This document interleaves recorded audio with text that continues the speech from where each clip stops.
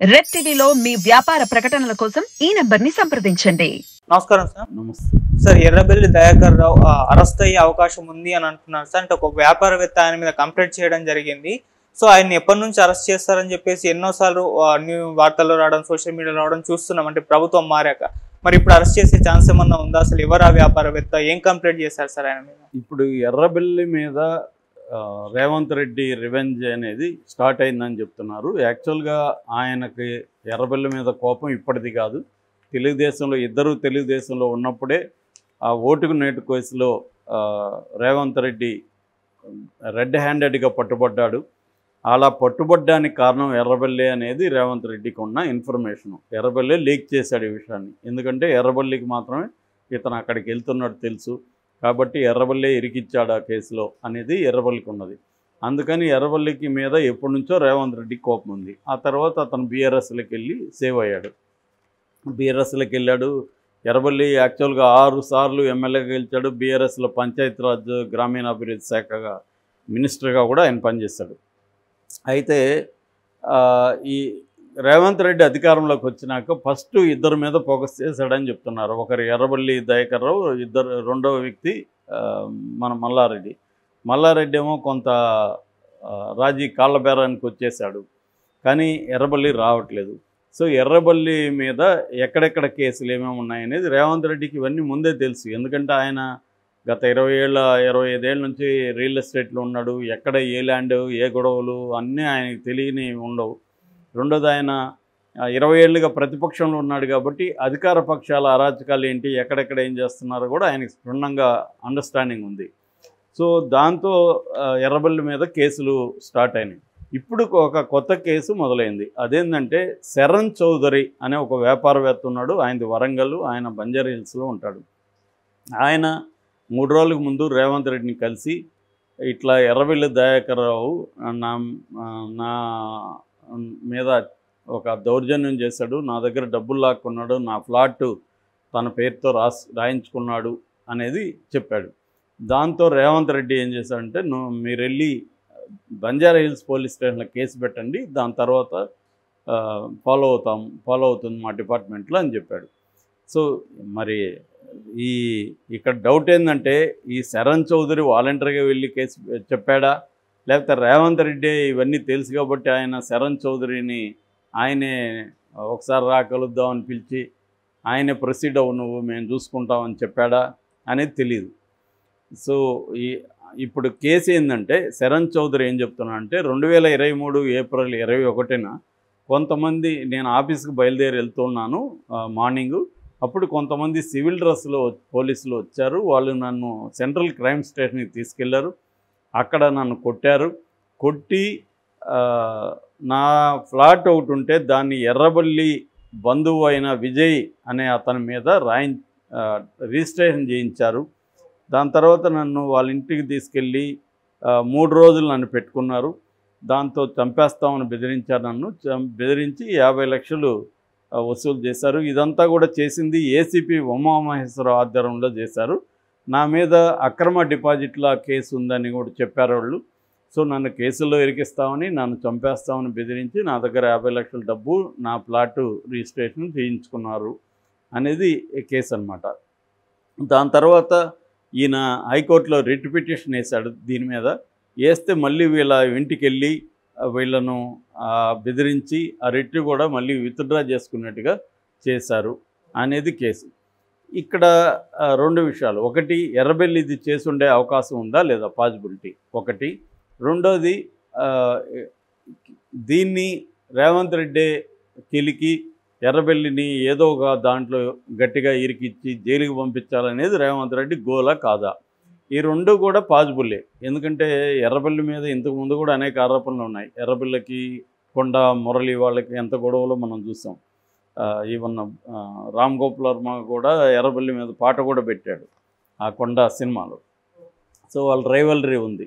మామూలుగా ఎర్రబెల్లికి అటువంటి ఒక చరిత్ర ఉందని ఎక్కువ మంది చెప్తారు. వీళ్ళకి ఏంటంటే అనేక మంది రాజకీయ నాయకులు రౌడీలకి ఎక్కువ, రాజకీయ నాయకులు తక్కువలాగా బిహేవ్ చేస్తుంటారు. సో రెండవది ఏంటంటే, ఎప్పుడైనా కూడా అధికారంలో ఉన్నా లేకపోయినా రాజకీయ నాయకులు బలం ఉంటే వాళ్ళు చేసే పనులలో ఒకటేంటంటే ఈ అక్రమ దందాలు, ఎవడైతే బలహీనంగా ఉంటాడో ల్యాండ్ ఓనర్స్, వాళ్ళ మీద గురిపెట్టి కబ్జాలు అనేవి వెరీ వెరీ కామన్. కబ్జాలు చాలామంది రాజకీయ నాయకులకి ప్రధాన ఆదాయ వనరు కబ్జాలు అనమాట. వాళ్ళు ఏదో వ్యాపారాలు అవి చేసేవాళ్ళు కొంతమంది ఉంటారు. అవి కాకుండా అవేమి చేయకుండా సింపుల్గా కబ్జాలు ఎక్కువ చేస్తుంటారు. ల్యాండ్ పంచాయతీలు కూడా చేస్తుంటారు. ఆ మధ్య కూడా ఒక బస్టాండ్ దగ్గర ఒక కాంప్లెక్స్, విజయవాడలో కాంప్లెక్స్ గొడవలతో వెళ్తే పంచాయతీకి ఇతను అది సెటిల్ చేసి అతను చాలా థ్యాంక్స్ సార్, మీకు ఏమి ఇవ్వాలి అది ఇదంటే ఏం లేదు ఆ గ్రౌండ్ ఫ్లోర్ ఇచ్చేసేయని చెప్పాడంట. అలా ఉంటుంది అనమాట సింపుల్గా వాడికి. అంటే వీడు డీల్ చేసిన దానికి వాడు గ్రౌండ్ ఫ్లోర్ ఇచ్చేయాలి వీడికి, లేదంటే వాడికి మొత్తమే బిల్డింగే ఆక్యుపై అయ్యే అవకాశాలు ఉంటాయి. ఇలాగా వీళ్ళు ఏం చేస్తారంటే ఏది పెద్ద ల్యాండ్స్ ఏవి ఉన్నాయి, ఏవి డిస్ప్యూట్ ఉన్నాయి, ఇవన్నీ రెవెన్యూ అధికారుల్ని మేనేజ్ చేసుకొని వాళ్ళ దగ్గర రికార్డులు సంపాదిస్తారు. ఫస్ట్ స్టెప్ అది. ఆ రికార్డులు సంపాదించినాక వీళ్ళు ఏం చేస్తారంటే ఇలాగ బెదిరించి మళ్ళీ ల్యాండ్ రిజిస్ట్రేషన్ ఆఫీసుల్లో కూడా వీళ్ళు మేనేజ్ చేసి వాళ్ళనే వీళ్ళ ఇళ్ళకో లేకపోతే వీళ్ళ ఆఫీసులకో ల్యాండ్ రిజిస్ట్రేషన్ ఆఫీసర్లే వస్తారు, వీళ్ళు వెళ్ళరు.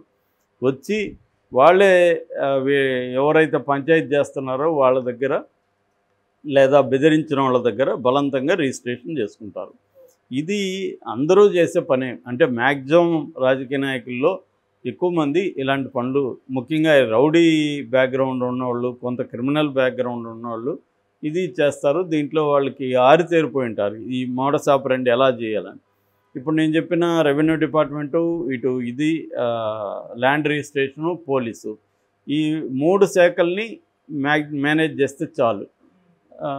ఎట్లాగో తమ బలగాలు ఉంటాయి. వీళ్ళు ఇప్పుడు మినిస్టర్ స్థాయిలో ఉండేవాళ్ళు కాబట్టి వీళ్ళు ఏం చేస్తారంటే పోలీసులను ఎక్కువ వాడుతుంటారు.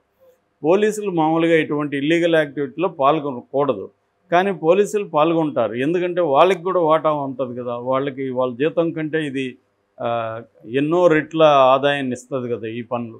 అందుకని ప్రతి ఒక్కడికి క్విక్ మనీ కావాలి. వాళ్ళు లంచాలు ఇచ్చి కూడా కొన్ని జాబ్స్ తెచ్చుకొని ఉంటారు. సో లేదా లంచాలు ఇచ్చి కొన్ని రకాల ప్లేసెస్కి ట్రాన్స్ఫర్ తెచ్చుకుంటారు. మళ్ళీ ఇదే రాజకీయ నాయకులే తమకు అనుకూలమైన పోలీస్ ఆఫీసర్లను కూడా ట్రాన్స్ఫర్ చేయించుకుంటారు. అది కూడా ఒకటి. ఫస్ట్ వాళ్ళు చేసే పని ఏంటంటే తమకు అనుకూలమైన పోలీసుల్ని, తమకు అనుకూలమైన మండల ఆఫీసర్ని, తహసీల్దార్ని, తర్వాత ల్యాండ్ రిజిస్ట్రేషన్ అధికారులని ముందు ఈ సెటప్ చేసుకుంటారు. అనుకూలమైన ప్లేసుల్లోకి వాళ్ళని తెచ్చుకుంటారు. వీళ్ళు ఎవరైనా చెప్పిన మాట వినకపోతే వీళ్ళని ట్రాన్స్ఫర్ చేసేస్తారు.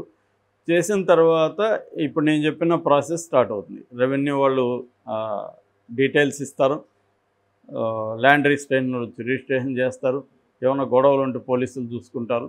ఇలా మేనేజ్ చేసుకొని ఎవరు వాటా ఎవరికి ఇచ్చేసుకుంటూ వెళ్తూ ఉంటుంది వ్యాపారం. ఇది రేవంత్ రెడ్డికి బ్రహ్మాండంగా తెలుసు. ఈ ప్రాసెస్ అంతా తెలుసు కాబట్టి ఇప్పుడు ఎవరి మీదన్నా ఆయన కన్నేసాడంటే వాడు ఖచ్చితంగా చేసుంటాడని, ఈయనకి ఎక్కడెక్కడ చేసుండే అవకాశాలను తెలుసు కాబట్టి ఈయన దాన్నంతా లోడుతున్నాడు. రేవంత్ రెడ్డి టీం ఒకటి దీని మీదే పనిచేస్తుందని చెప్తున్నారు. సో ఆ టీం ఏం చేస్తుందంటే ఎవరెవరి మీద మనం ఇప్పుడు కక్ష తీర్చుకోవాలి, ఎవరెవరు బాకీలు ఉన్నాయి, సో వాళ్ళు ఏమేమి చేసి ఉండొచ్చు, దాన్ని ఎలా బయటికి తీయాలంటే విక్టిమ్స్ కావాలి వాళ్ళు. సో ఆ విక్టిమ్ శరణ్ చౌదరి ఉన్నాడు. ఇప్పుడు ఈయనకి కూడా ఏంటి, నా గతంలో చేశాడు, కాంగ్రెస్ గవర్నమెంట్ ఉంది, నా 50 లక్షలు నాకు తీసేయగలిగి నా ప్లాట్ నాకు తీసేయగలిగితే మంచిదే అని ఈయన అనుకుంటాడు. లేదా ఈయన వ్యాపారస్తుడు కాబట్టి రేవంత్ రెడ్డితో ఆయనకు అనేక పనులు ఉంటాయి. సో నేను చూసుకుంటాలే నీ సంగతి, నీకేమన్నా హెల్ప్ కావాలంటాడు కానీ ఆయనే చెప్పచ్చు. సో అలాగా మ్యూచువల్గా ఒకరికొకరు ఉపయోగపడే అవకాశం అయితే ఉంది. రేవంత్ రెడ్డి వచ్చినప్పటి నుంచి డే వన్ నుంచి కూడా ఆయన చేసే పని ఏంటంటే ఈ ప్రత్యర్థుల మీద, అంటే బీఆర్ఎస్ నాయకుల మీద, తనకు ప్రత్యర్థులు అనుకున్న వాళ్ళ మీద, ముఖ్యంగా కేసీఆర్ ఫ్యామిలీ మీద ఫోకస్ చేస్తున్నాడు. మనకి ఎట్లాగైతే అక్కడ జగన్ చేస్తున్నాడు అదే విధంగా ఇక్కడ చేస్తున్నాడు. రేపొద్దున అక్కడ కూడా తెలుగుదేశం వస్తే మన లోకేష్, పవన్ కళ్యాణ్ ఇదే పనిలో ఉంటారు. అక్కడ కూడా వాళ్ళు ఆల్రెడీ ముందే చెప్తున్నారుగా, ఎవరోని కడ్రాలతో నిలబెడతాము, ఎవరోని ఏ ఆఫీసర్ని చూస్తాము, ఇవన్నీ వాళ్ళు కూడా చెప్తున్నారు. అదే చేస్తారు, ఇవన్నీ లీగల్గానే చేస్తారు. ఆ మధ్య రేవంత్ రెడ్డి అధికారంలోకి రాకముందు ఎవరో అడిగితే, ఎవరో కాదు మన రాధాకృష్ణని అడిగితే నేను అబ్బాయి నేను అట్లా రెవెన్యూకి పోను, లీగల్గానే ఉంటుంది అని చెప్పాడు. లీగల్గా కాకుండా ఎలా ఉంటుంది? సీఎం స్థాయి వాళ్ళు లీగల్గానే ఎవరి మీదన్నా కక్ష తీర్చుకోగలరు. సో అదే పద్ధతిలో రేవంత్ రెడ్డి వెళ్తున్నాడు. మరి దీన్ని బీఆర్ఎస్ ఎలా డీల్ చేస్తుందనేది చూడాలి.